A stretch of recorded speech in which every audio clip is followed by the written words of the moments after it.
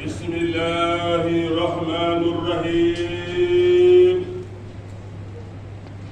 الحمد لله رب العالمين. اللهم صل على سيدنا محمد الفاتح لما أغلق والخاتم لما سبق ناصر الحق بالحق والهادي إلى صراطك المستقيم وعلى آله حق قدره ومقداره العظيم. الحمد لله الذي بعث إلينا محمدا يفوه منه المسك. علينا أن نعمل بسنته وبفضل الله ليكرمنا الله بشفاعته ولنراه ولنكن معه يوم القيامة. يغفر الله لنا ولكم ولمن آمن وأسلم وسائر المسلمين آمين.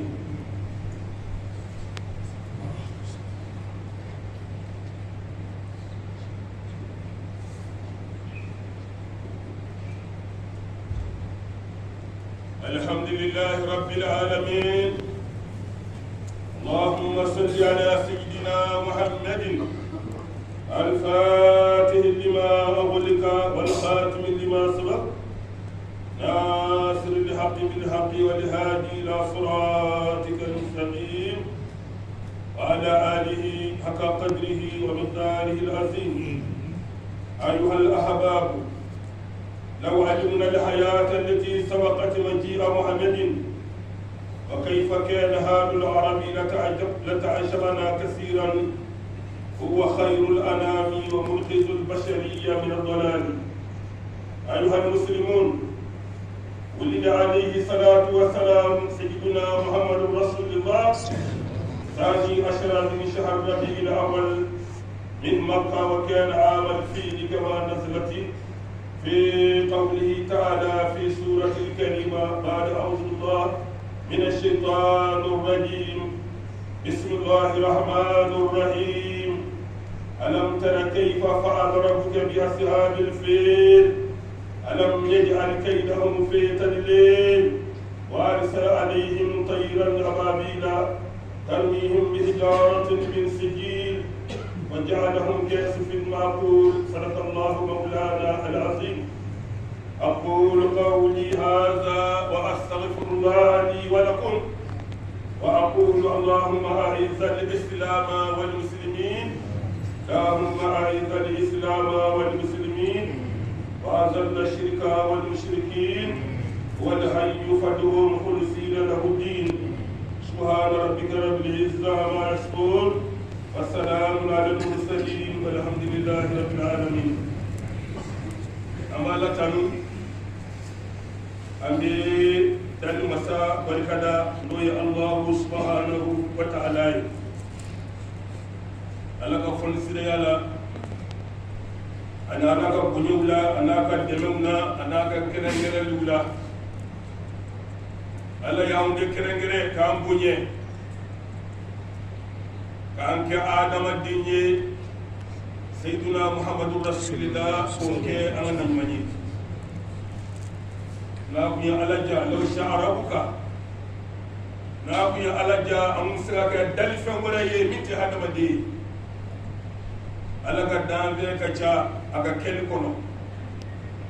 عالم جينا مميع بلدني على كدامي meleke bola, jina bola, jiri bola, daba bola, baji bola, kono bola, wara bola, fani bola, le bola. Dalla ka funi bisiri ngono ya mbala idambe dauda uma foyi ke alala akwaju haram. Na ya laja akun siga doke uyi. Me alama soma de. Ala ye kerengere ka angerengere dali min ga bo no de kafsa o de kadi alaye alay jiyandi la harada dali min koso o de alaki ke hadamadi ala ya kanu kawnge hadamadi wa hadamadi ya sorole na yimom chama temena kiraw chama temena ma baw chama temena aframinga sa dey misigana fosi te wala kaf samandiyana anaka bunyana anaka joro tigiyala wade sayyiduna muhammadu rasulullah ala kilala ka ngere ka ngewo muhammadu mandunyi awnga ma ala fo ka barkada ka hakili di ama ka kilaka fala bashiya di ama tukuni fala bashiya alai hadama de da ka fen fala bashiya di ama kamini de na do tiena abi kana shi bi min jobi na na shi sama abi kan nono ye kan jigi an gono na ba kunun kam de na do tiena ala yo doniya bilala de ka bloke ga shi mumene ala yo doniya bilala ka bakasa no ala yo doniya biladina kamana na kuma khalaqa al-insana allamahu al-bayana ala ko ale hadama de da ni ga ko fala ba shi adama kamana bamido hadama de bi fedo do ni toro ko ya sura bi kashi aw nga ngala fo kala barkada ala wali mano wa alay min ka kaliful ye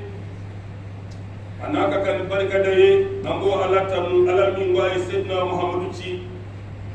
ni nga ga hina ye aka dan fe bele jeli adama de kilinte ala muhammadu ci dan fe kilin gele bele jeli ga hina ko so kuna adama de bola meleka bola wara bola kono bola ala ka dabe be ala kira cira a bele jeli ga hina ko so ni ma min be muhammadu ko yara shido ala ka dali make fiyaw fo muhammadu kele ko fe o kama ko dona bi muhammadu wele ko sajaratul wujudi ala ka soro fen wo jiri sunde ala kira muhammadu sallallahu alaihi wasallam da be tawdina fo bulu fara ala kira de laseli nima bi muhammadu bisido o kama muhammadu ala da be kelengele be sigi yorake muhammadu ikira kira ye konaje ikira najuma ye konaje nabi ibrahima bola joro tigu nabi musa bola isa bola alkiyama abeta dulo muhammadu rasulullah ala kira joro kama ala ango maduni ambi ala fuka barkada wa muhammadu ala ye ni maduni bunye no ye ala kira maduni ala ya samadiya ni muhammadu cibidi nigo muhammadu keleke khatim al anbiya wa rusuli na yimom di kiraw ka ke uru ta fabare ala kira na le ko na nyuma tebili ala kira na le ko kira ya tebili ama ko ma nyuma ya te me kira ya te na nyuma ya te ni ma mi ka dina dila ni ga sugulo ko kira ya dobe ala kira ko fe we ngaloyi ni ma mi dina dila ka sogolo ko na nyuma ya bi ala kira ko fe we ngaloyi ala kira de fatu do ala kira ko ba de fatura abu law asha la kana nabiyan ni de kum balona abuna kenna nyuma ye lawla la nubuwata ba'd na ma kenna nyuma ya tene muhammadu ko fe ala maso ala kira de nge shika balu ko de bala dinga kile ma bolu ala kirai dim so kile fu de bolu la ko me fatwa du saray sirifu pele gorola ma nyuma ya de gora fatwa du sahara ula sirifu ya tede ma nyuma ya de gora lila ma shima ke ma nyuma ye figa tu sirifu do de la no te tika ma nyuma ye figa tu sirifu do la ni tu ma tu sirifu do la o tu ma bi na no te sirifu ye itisaga ta ko ni ma ta tu ala kira ko ni na o ye sirifu ma nyuna yɛrɛ lɛsɛli de sirifiya ye abi maa ba minnu ko fɔ ni min tɛ sirifi ye o ye sirifu dɔ ka kalan de ye wala sirifu ko ye koba ye a y'a to an ka sirifu bonya o ni maa tɔw tɛ kelen ye ala kira bɔnnaw don ni min ta kɛra tiɲɛ ye dɛ kira bɔnnaw don kira joliw don ala k'an bɛ sababa ma o muhamadu Allah ta'ala ya hadamadiya kishini ale sababu ye ka wafili la ka hadamadiya bila kana kono niga hadamadiya wo dibila kabila yelela ayuhan nas aw adamadin abilani ye wati min wona sisa no ye biye ben kera ka fo biye doma kalo kile folay doma kalo kile folo no arabu ko arabiul awal ni kalo yi ala jena day ni ga so ni ga ni kalo yi kerengere kan ni kalo yi boje kan ni kalo yi samandiya ni sayyiduna muhammadun nabiyyi amono hakili tigi kan yi miri ula doni sirabe nana naye ko sungolo kafsa sa kalo bela jeli shahr ramadan sungolo kafsa kadamunga sungolo kafsa ko alquran jigina ko laylatul qadr shudi ba kono folo wo laylatul qadr shuka fsa ko qur'an jigina kono sayyidina muhammadu rasulillahi ka sungolo fusa mandiya nani laylatul qadri samandiya nani qur'an jigini na fara ko ala kira kafsa kira woni na jumani ala ga dabe be wo qur'an no laylatul qadri no sungolo dira jemima no ya muhammadu rasulillahi wayra nanaka be kalo mima wayra kafsa kalo to hakili tigi kam fam o kama ni ngole ngasa kalo bele jini wali muna ngami ngasa la ga dabe be wona na kono no ya muhammadu rasulullah sallallahu alaihi wasallam yoro ina bi ala dili ngalo yumbonye ana to yoro ana la horoma ani muhammadu nana kono bido mi ngama ala ka ke o kama ala ka mali basi amballo ambi hakili jigini tashi kono kata cekne ma kata alakira muhammadu ma sallallahu alaihi wasallam o hakili jigino tashi ko dona ni ala dona fe atashi na miriya kasaka ni katema palfenga ngaloy cesiri kalodu ala don kalodu ala batu kalodu ala ga faridau labatoli kalodu kira ga sunna labatoli kalodu wali kalo imba hakili jigi joni na ama hakili jigi ala kira muhammadu rasulullah sallallahu alaihi wasallam ayuha alhabab aw kan yow hakili tigu na ya tashi ga miri sani ala kira kana ala kira cira arabu ka jamana de la folo ma ala kira cira ala ga dafe bema ma ala kira magan kadi abangina maga atara sigi madine afaturai mais sani ala kira kana arabu kuma tuti kayfa kana halul arab qabla bi'sati muhammadin sallallahu alaihi wasallam arabukum fi ghayati al-jahl wal hamaqa was safaha wal fataqa arabukum min malumaya an daga maliyan kodo maliyan juli moda arabukum dila adaye mayra wolode nyenama ibo nyenama mineka do dinga kono ka bo sigi adala ire demi wulu na gonita kama ala ba fa qur'anana wa idhal ma'udatu su'ilati bi aythan bin qutla wal qiyamah do defitini munu bilala bola wajilama ku datu ma fenge akwale alaka ni ngali na sewo dimu nyeruma mun bi mena nu dula bola jawo mun ye nyina ma yaka dukulu safi Umar al-Faruq akwale ga nyina ma yala lewa ni misa gale to kafiri ya kono ale bara do ke fo ni misa ta ale la ko wale tara na dimsoni do yungo kono ka dinga siri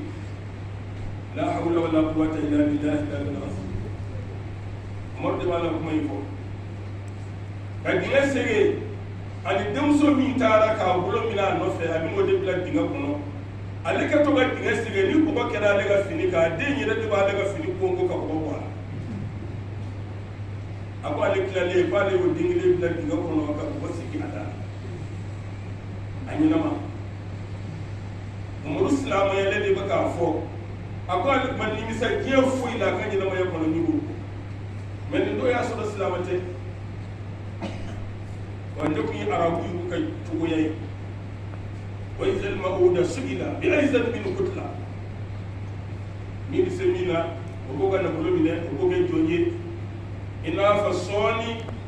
an ga jamana bi mun sira ka sisa arabu kun tiri na ala kira den nana sallallahu alaihi wasallam cekile kana fuye ku bi umina ne ko de kafiriye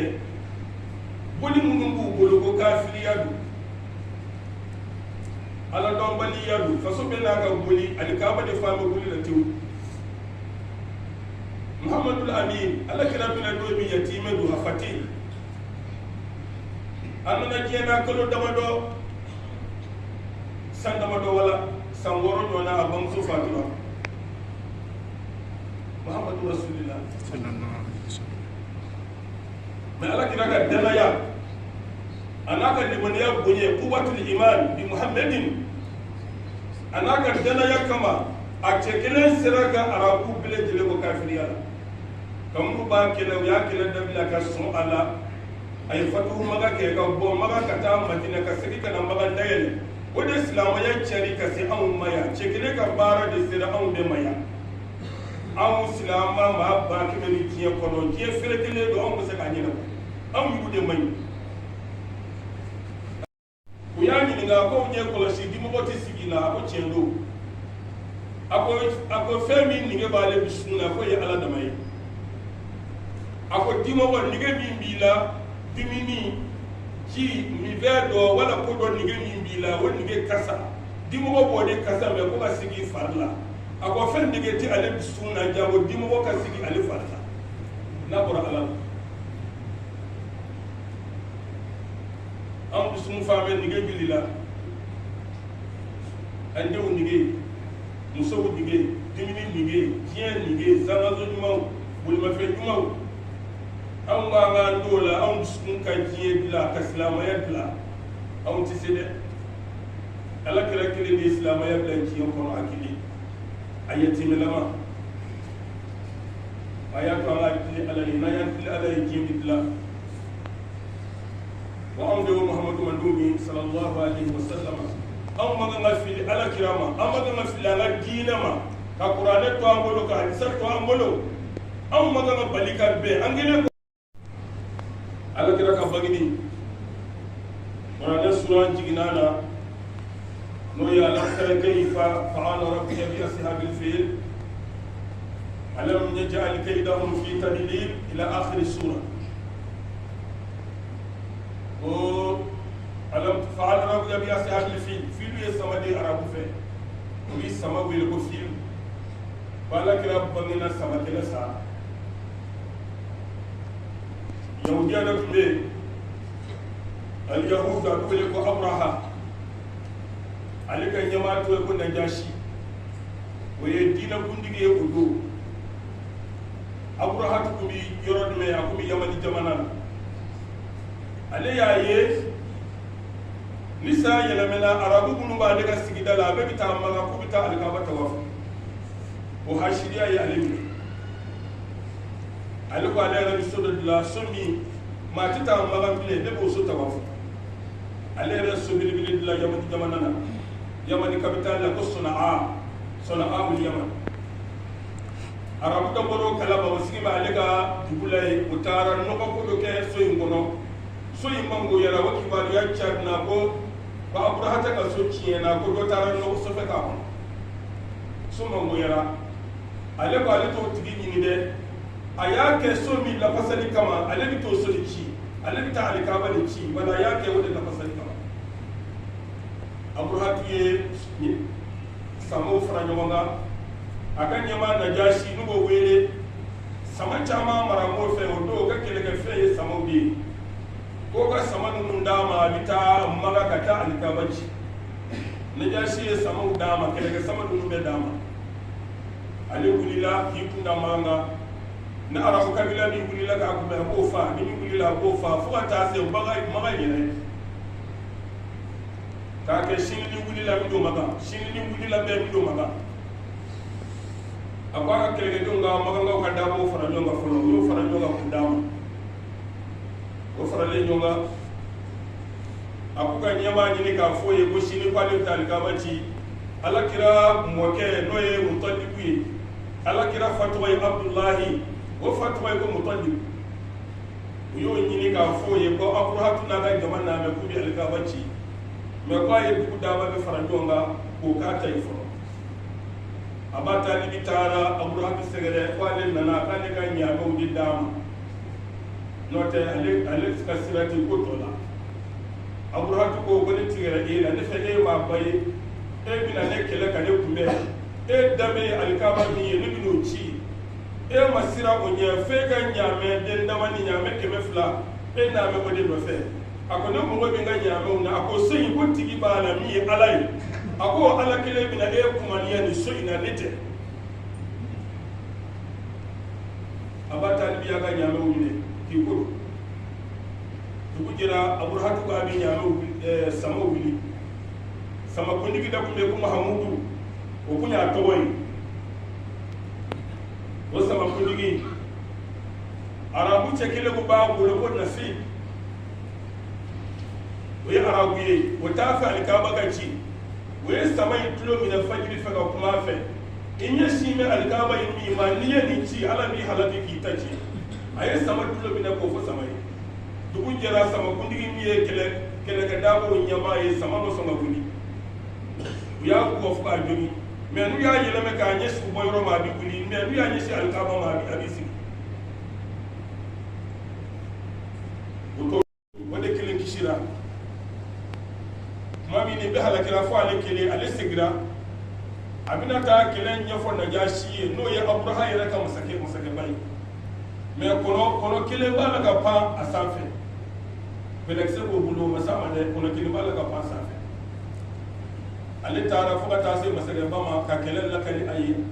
andara ni maganga o makele da kirata kele de be halakira be sara sama be sara na bora ne kelen ni sama bala ale ko fuka claro mina we belekse de kelen bila le kunjela ka li halaki ma sama yi ma sekuma halaki ma sama yi no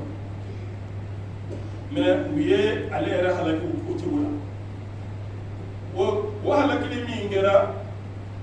o kalo kelen ni tile tan tile 51 don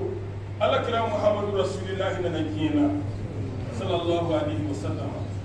o de kɛra ka bɛn ni kalo yi tile 12 don ma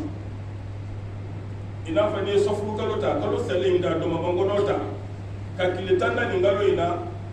a tani kelen n'a don n'o ye 51 ye alakira nana diɲɛ na sallallahu alaihi wasallam o kama a bɛ wele ko alakira nana diɲɛ na ko sama kelen san bali samatigiw wulila k'u bɛ alikaba ci nin ye a kisa ye kuntala surunya na wala an bɛ ala deli ala min ye alikaba kɔlɔsi ala k'a ɲugu ka jamana kɔlɔsi allahu taala min ye alikaba tanga ala k'a ɲugu tanga allahu taala min ye kɛlɛ jama sigi ka bɔ maga ma ka bɔ alikaba ma ala ka fitina ban an ɲugu ka jamana kɔnɔ ala ka jamanadenw kan bɛ kelen ma ala ka bɛnɲɔgɔnya don an ni ɲɔgɔn cɛ ala ka hakili sigi ni basigi ni bɛɛ lajɛlen ma ala ko k'an ye seydina muhamadu rasulillahi sallallahu alaihi wasallam ala kira ka bangini ka do ɲɛnajɛ kɛ haramu tɛ n'a fɔra ɲɛnajɛ ka mayitu jouer ka dɔn kɛ o tɛ ka wajibi kɛ ka kuranɛw kala ka hadisaw kala ka dumuni tobi k'a dun ko ala kira bangina ka bɛ bi ma haramu tɛ maa minnu kuma sɔn n'o ye ahlu sunnaw ye bi bɛɛ lajɛlen bɛnna kan bɛɛ hakilila ko maa sɔn caman bɛɛ hakilila kelen ye k'a fɔ fɛn dɔ baasi tɛ min na n'a ma kɛ ni ala bɔtɔ ye i y'a kɛ ni ala bɔtɔ ye baasi fosi t'a la ala k'an bɛ sababa ma ni maa min y'a kɛ wajibi tɛ ni m'a kɛ fana wajibi fana tɛ mɛ a kɛli kɔni ka ɲi maa ka maaba bangena don min n'i nisɔndiya ka don don ma o ye ko ɲuman ye an denw bɛ bange don min an b'a ɲɛnajɛ kɛ janko maa min nana ɲɛnamaya yɛrɛ kisi ka bɔ fili la ne ka diɲɛ ni lahara fɔ an ye n'o ye muhamadu rasulillah sallallahu alaihi wasallam wala ala ka silamɛya kɔrɔta ala ka silamɛya dɛmɛ ala ka silamɛw dɛmɛ ala ka fitina b'a ɲugu ka jamana kɔnɔ ala ka basigi na mali kɔnɔ anw ka jamana sera kamana wa da an sera tɛmɛ min kan an dɛmɛ o de la bi mɛ a seli ala ye a se rabbuna an yubaddilana khayran minha wa inna ila rabbina laraghibun a seli ala ye k'a bayɛlɛma ya rabbi ala k'a yɛlɛma ala bɛ hakili ɲuman di bɛɛ lajɛlen ma subhana rabbika rabbil izzati amma yasifun वस्सलामुन अलल मुरसलीन वल्हम्दुलिल्लाहि रब्बिल आलमीन।